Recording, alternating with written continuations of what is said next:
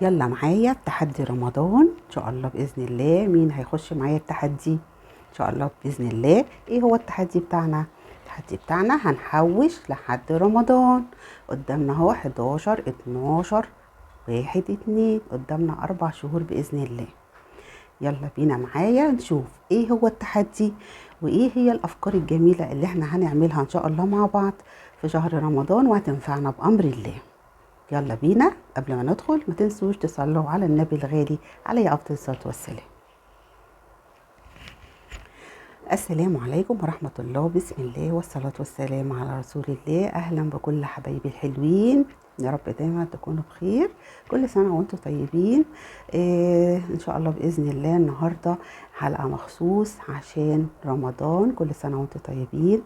تحدي شهر رمضان، وازاي كل ست بيت تقدر تتحدى نفسها وتوضب نفسها للشهر الكريم علشان تقضيه وهي هادية، وتشوف الروحانيات بتاعتها وتشوف عباداتها وتشوف صلواتها وأذكارها وهي مش شايلة أي هم للبيت. بأمر الله إن شاء الله معايا بإذن الله أجمل تحدي وأهدى تحدي لأجمل ست بيت. صلوا بينا على النبي عليه أفضل الصلاة والسلام. ايه هو التحدي ده بقى يا اماني؟ طيب، انا معاكم اختكم اماني، دي قناتي. ما تنسوش تحطوا لي اللايك الحلو الجميل، سبسكرايب امور كده زيكم، تنوروني وتشرفوني والقناه تعلى بيكم بامر الله. الدل على الخير كفاعله. تحدي بسيط خالص وسهل قوي قوي على كل ست بيت ان شاء الله باذن الله. زي ما احنا اتفقنا قبل كده، انا قلت لكم كل شهر من مرتبنا بنشيل جزء من الفلوس بتاعتنا، اي جزء على حسب مرتبك بتشيليه على جنب، ما بتجيش جنبه خالص. تمام كده؟ الجزء اللي احنا هنشيله من شهر 11 12 1، عندنا 3 شهور اهو. الجزء ده نصه هنشيله في حصاله، والنص التاني هنعينه زي ما بنعين.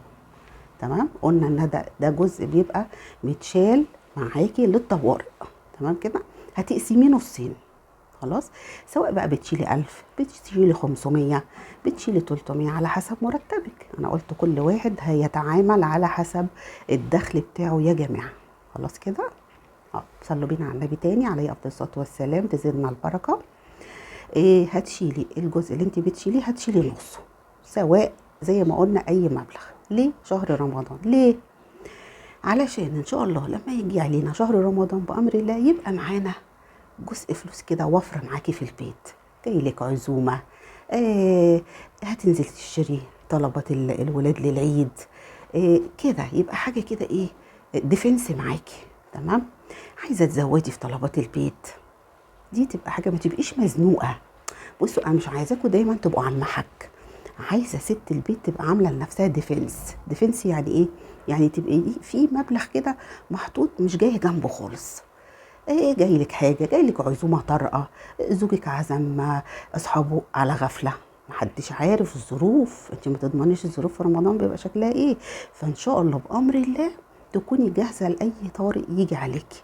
مش بقولك بقى تحوشي الفلوس دي عشان تروحي تجيبي بقى اكل وشرب والكلام ده وتصرفيها، لا.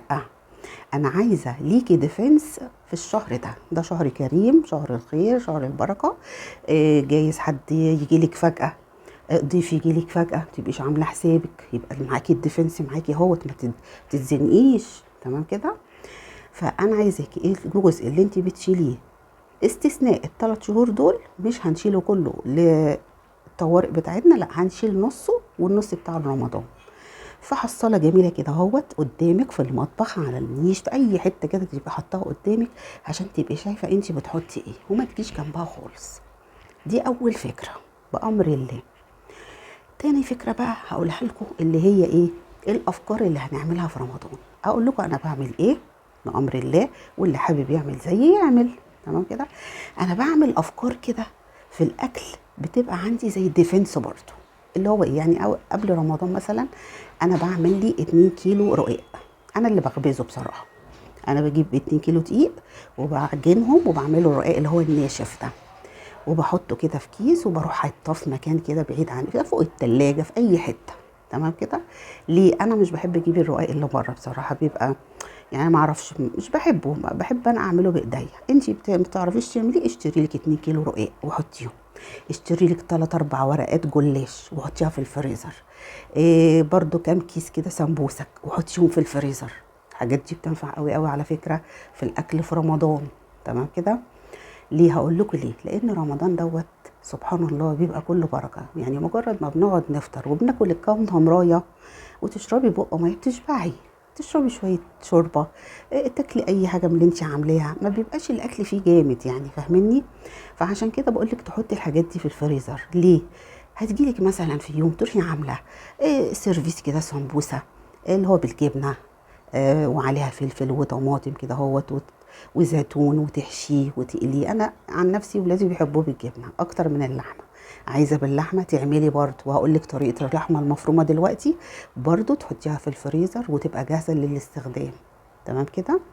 يعني هتجيبي ان شاء الله مثلا كيلو لحمه مفرومه، خلاص كده، وهتروحي مخرطه عليه، بشره عليه نص كيلو جزر، ومش هقول لك بقى كيلو بصل، لا ما بحبش كده. هتخرطي عليه 3 4 بصلات كبار كده برضو بشر. تمام كده. وهتروحي عامله عليه برضو 3 4 قرون فلفل اخضر. تمام. ممكن احمر واصفر، مش عندك خلاص الاخضر يكفي. عايزه سبايسي شويه حطي قرنين حامي. وتروحي طبعا حاطه بقى ايه، معلقتين زبده او اي ماده دهنيه، زيت زي ما انت عايزه، وتروحي معصجه اللحمه دي، وتروحي مجزء. الكيلو ده هيبقى 2 كيلو معاكي على الاقل، او 2 كيلو ونص، وتجزئيهم. تمام كده.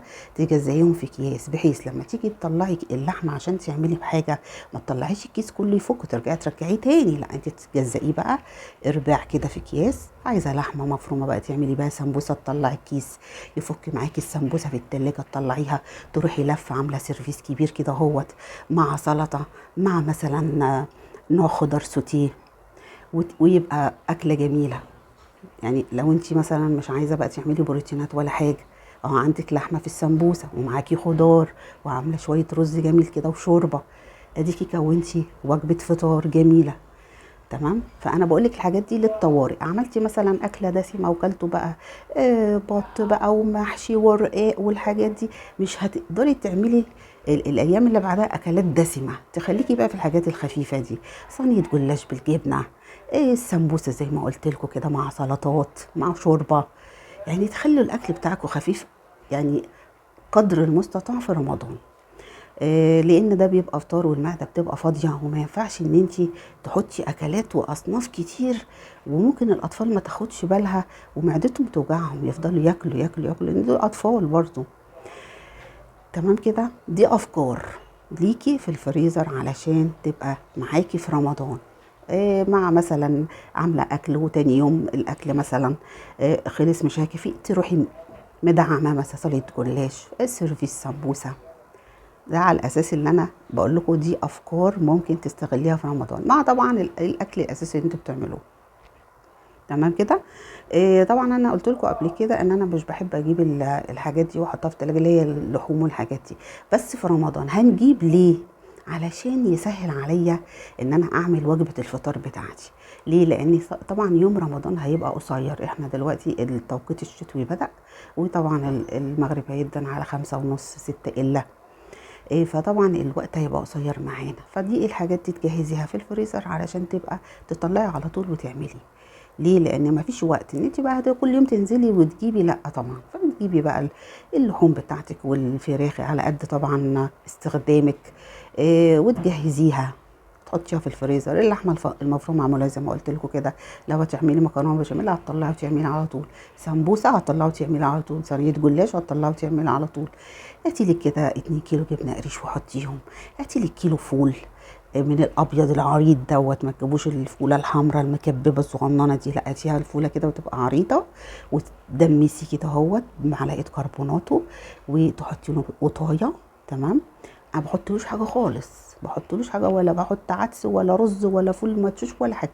هو الفول بنقعه ساعه، واروح مشغله الفوال عليه، واروح موطيه ومعلقه كربوناتو وقطايه بس، طماطمايه عشان بيقولوا اسمها طماطم. تمام. وتستوي، وتروحي برضو مجزئه في اكياس وحاطاه في الفريزر لوجبه السحور. الجبنه القريش جميله، الشتاء جه والجبنه القريش بتبقى حلوه قوي في الشتاء.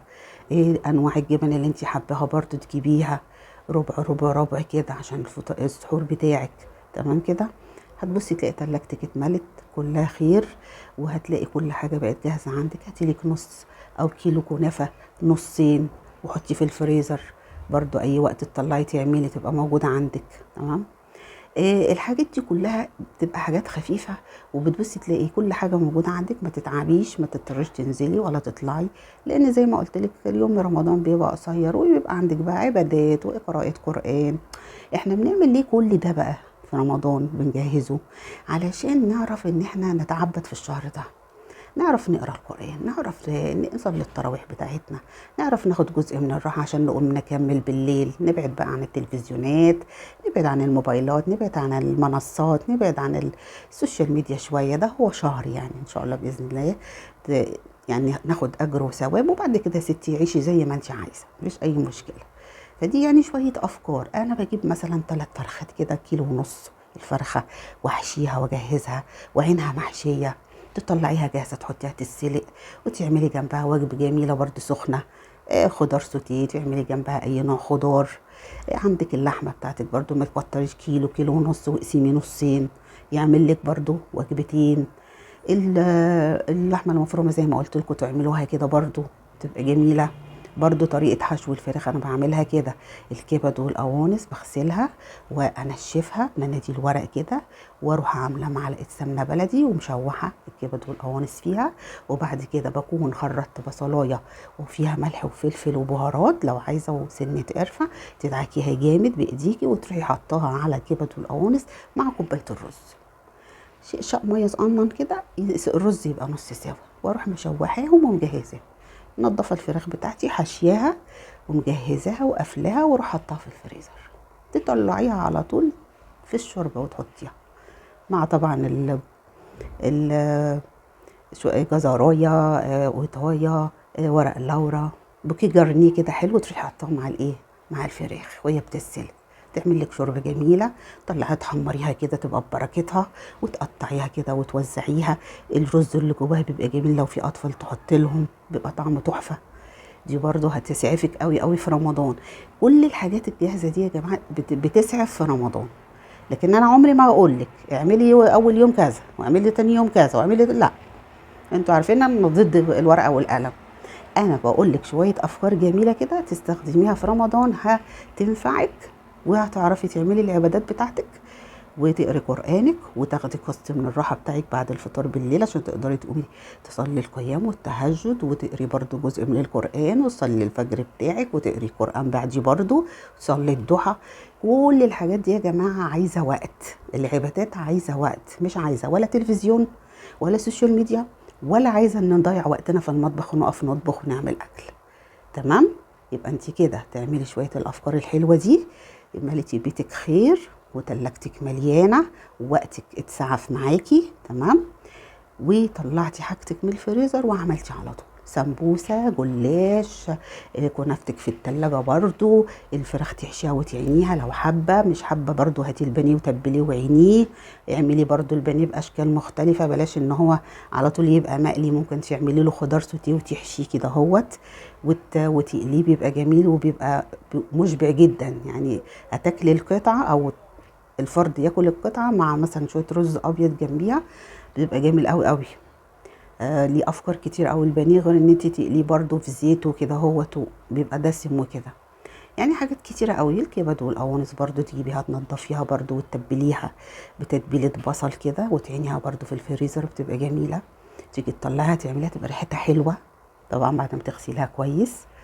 اي حاجه من الحاجات دي يا جماعه، الفراخ والكبد والحاجات بتغسليها. انا بغسل الفراخ والحاجات دي اخر غسله بالميه اللي بتغلي، لازم اغسلها بميه بتغلي. دي اخر غسله معايا للفراخ. بس يبقى ليمون بقى ومش عارف، بنعمل كل ليمون ودقيق والكلام ده. اخر شطفه للفراخ بالميه اللي بتغلي، تتشطف كده وتروحي منزلاها تحت الميه ساعه، ما تلاقيش ليها اي زفاره، وتبقى جميله معاكي، وشربتها تبقى جميله وتحفه. عندك الكرنب طلع بقى والقرنبيط والحاجات دي، هتعمل معاكي برضو وجبات جميله. القرنبيط برضو وجبه جميله لما تعمليه وتخرطيه بعد ما يتسلق، ولو شويه عصاج من اللي انا قلت لك عليهم دول تحطيهم عليه وتقلبيه، وفي الخلطه بتاعته تعمليها البيض بقى وبالدقيق بكده، هو اللي الخلطه اللي انتوا عارفينها بالخضره، وتروحي حاطه فيها القرنبيط بالعصاج وتقليه بقى.